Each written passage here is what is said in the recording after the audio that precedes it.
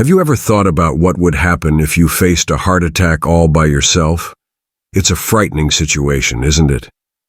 While we often believe we'll have time to seek help or someone will come to our rescue, the harsh reality is that the initial moments are the most crucial.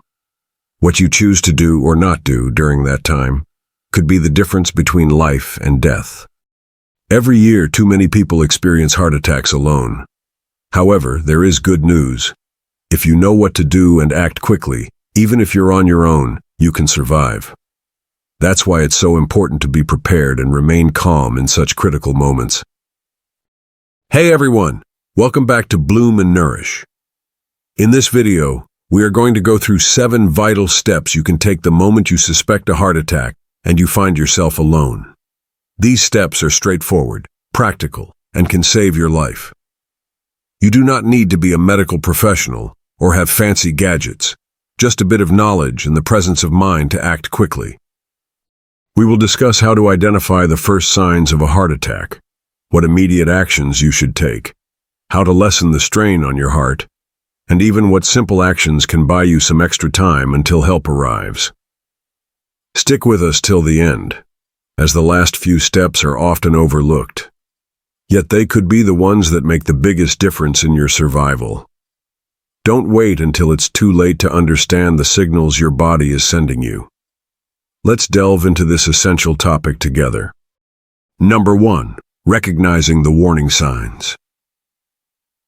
The very first and most significant step in surviving a heart attack alone is recognizing the early warning signs. You need to be aware of how your body feels, not just in your chest, but throughout your entire body. Many people expect to feel a sharp, crushing pain in their chest, like what we see in movies. However, actual heart attacks often manifest through more subtle symptoms that can be easy to dismiss until it might be too late. What should you watch out for? You might experience a deep, uncomfortable pressure or a squeezing feeling in the center of your chest. It can feel like something is sitting on your chest, or like it's slowly being filled with heavy weight. Sometimes this sensation can come and go, making you think it's nothing serious. But if that feeling lasts for more than a few minutes or keeps coming back, don't ignore it. Some other early signs include shortness of breath, even if you don't feel any pain in your chest. You may feel as if you've just walked up a hill while you're simply sitting down. For some, pain may radiate to the arm, shoulder, neck, or jaw. Others may feel lightheaded, break out in a cold sweat, or feel nauseated. Sometimes, especially in older adults or women, the sensation may feel more like pressure in the stomach or back. Let me share a quick story. Richard, a 74-year-old man, was sitting at his kitchen table when he felt an unusual tightness beneath his collarbone, similar to heartburn. But then he realized he was having trouble taking a full breath, and his hands started to sweat. Richard remembered that he had read that not all heart attacks begin with pain, so instead of brushing it off, he acted quickly. That quick decision could have saved his life. Remember, your body often gives you quiet warnings before it gets louder. If you wait for dramatic symptoms, it might be too late. So if you ever feel a combination of pressure, shortness of breath, or extreme fatigue, stop what you're doing right away. Don't convince yourself it's just a minor issue. Recognizing these warning signs could be your first step towards survival. Number 2, call emergency services immediately. Once you suspect you might be experiencing a heart attack, the very next thing you must do, without any delay, is call emergency services. Dial 911 right away.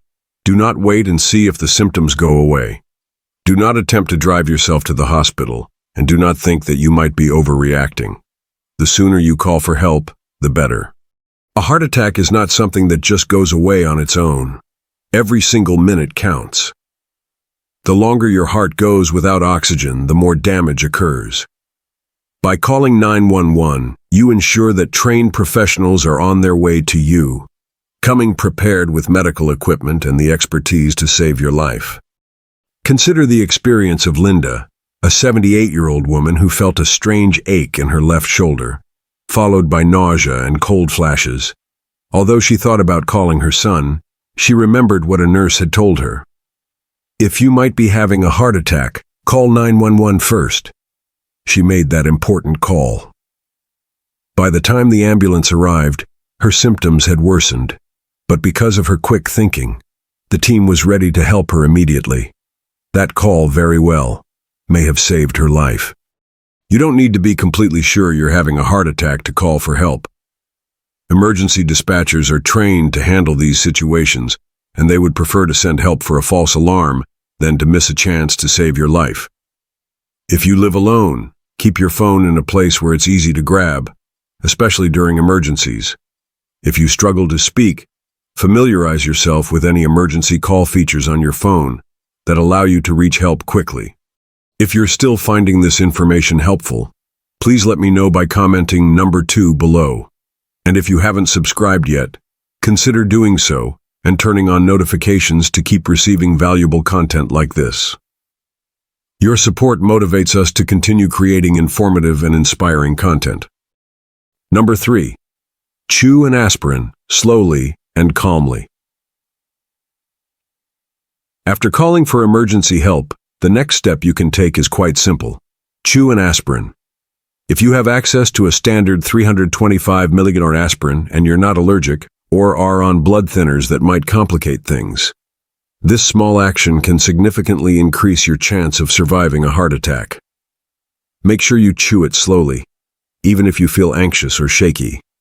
Aspirin works by thinning your blood, which prevents or slows down a blood clot that might be blocking one of your coronary arteries, the very issue that often leads to heart attacks. Chewing the tablet lets your body absorb it faster. Studies show that this simple step can buy you valuable time, possibly enough to restore some blood flow before medical professionals arrive. However, do not take aspirin on an empty stomach unless absolutely necessary. During a heart attack, the risk of clotting far outweighs that concern. Avoid timed release or coated aspirin if you can. But if that is all you have, chew it anyway to get the effects to work as quickly as possible.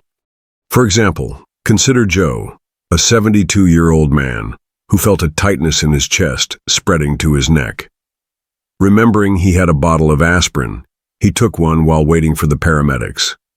His doctor later confirmed that this one action likely reduced the damage to his heart.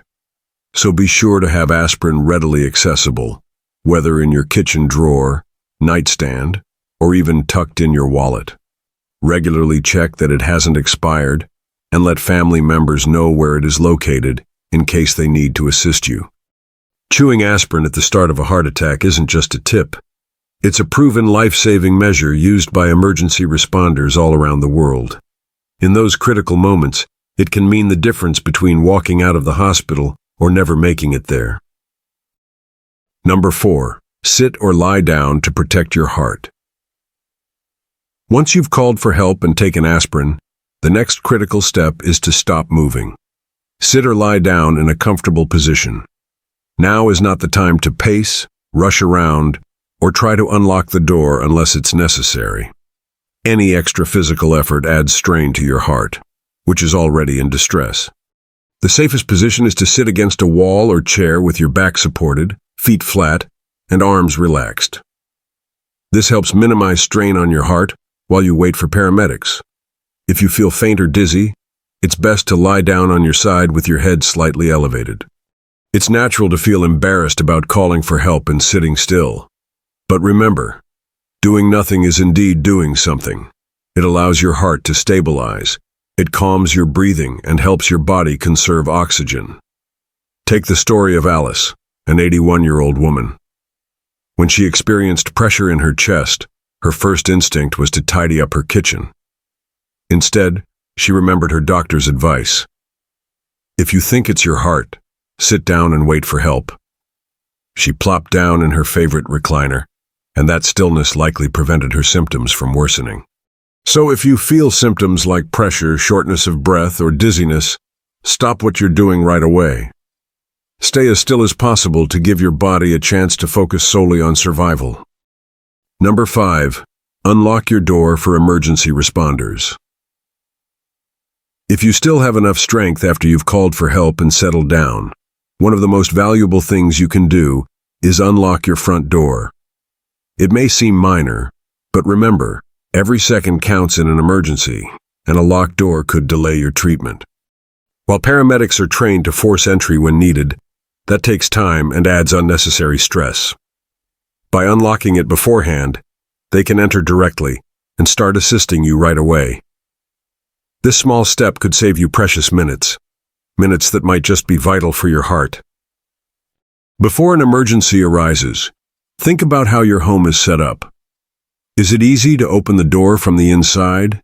Make sure your address is visible and consider giving a spare key to someone you trust. These preparations may not seem important until they're desperately needed. Take Paul, a 76-year-old resident of a small condo. When his symptoms began, he called 911, chewed his aspirin, and unlocked his door, all within 2 minutes. Paramedics later informed him that unlocking the door helped them reach him 30 seconds faster, potentially saving his life. If reaching the door feels risky, don't attempt it. Focus on your breathing instead. However, if you're near the door and feel steady enough, unlock it. You can also contemplate installing a smart lock with remote access or a medical lockbox for easy access, especially helpful for those who may live alone or have mobility issues. Number 6. Use your phone's speaker or medical ID features. While you wait for help, your phone transforms into more than just a tool for communication. It becomes a lifeline. Using your phone's speaker option is one of the best ways to keep in touch with emergency responders while conserving your energy. With this feature, you can talk hands-free, allowing you to focus on your breathing and avoid unnecessary strain. When you are in distress, even holding a phone to your ear can feel daunting. By using the speaker function, you can keep the line open, allowing the dispatcher to hear you clearly if you become too weak to speak. They can also pick up on background sounds, like your breathing or movements, which can provide them important clues about your condition. Moreover, every smartphone today has a medical ID feature. On an iPhone, for instance, this information is accessible right from the lock screen. On Android devices, similar features exist. Your medical ID contains vital details like your age, allergies, medications, and existing health conditions. If you are unable to speak when paramedics arrive, this information can help them make quick and informed decisions about your care. For instance, consider what happened to Susan, a 79-year-old woman. She lost consciousness shortly before help arrived, but because her phone contained her medical ID, paramedics quickly knew that she was diabetic and allergic to penicillin.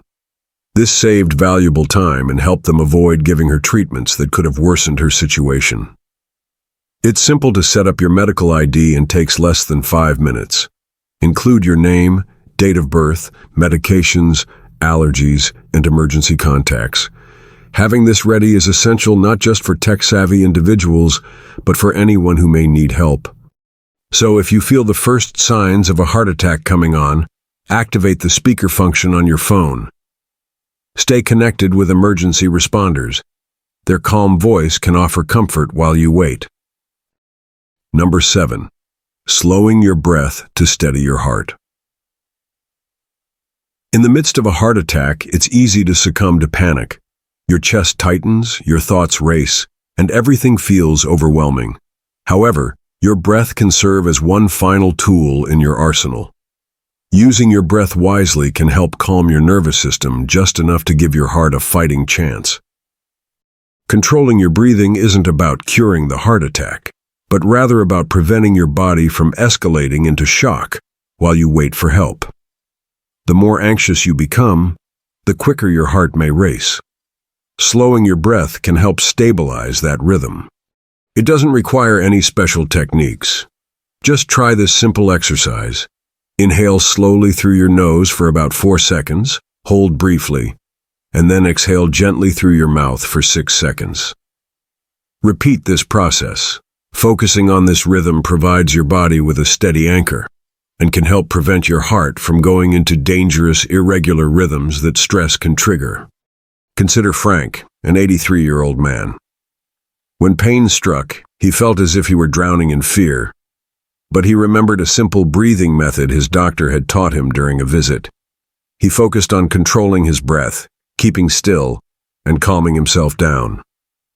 By the time paramedics arrived, his heart was still unstable, but it was not in full-blown crisis. Stay calm, stay alive, he kept reminding himself. You can practice this breathing exercise anytime in your daily life, when resting, feeling anxious, or even while watching TV. The more familiar it becomes to you, the more instinctively your body will return to it when it matters most. Although breathing alone won't fix everything, it can buy you valuable time and maintain oxygen flow to your heart. Sometimes, in those critical moments before help arrives, that's all you really need, a little extra time to hold on. Ultimately, surviving a heart attack alone requires more than just good luck. It hinges on preparation, awareness, and taking calm, deliberate actions. These 7 steps may seem straightforward, but combined, they create a powerful strategy that can potentially save your life. Recognize the warning signs early. Call for help at once. Take aspirin if you can. Sit or lie down to preserve your strength. Make it easier for help to reach you. Utilize your phone smartly, and slow down your breath to stabilize your heart. Each of these steps gives you a little more control and precious seconds to act.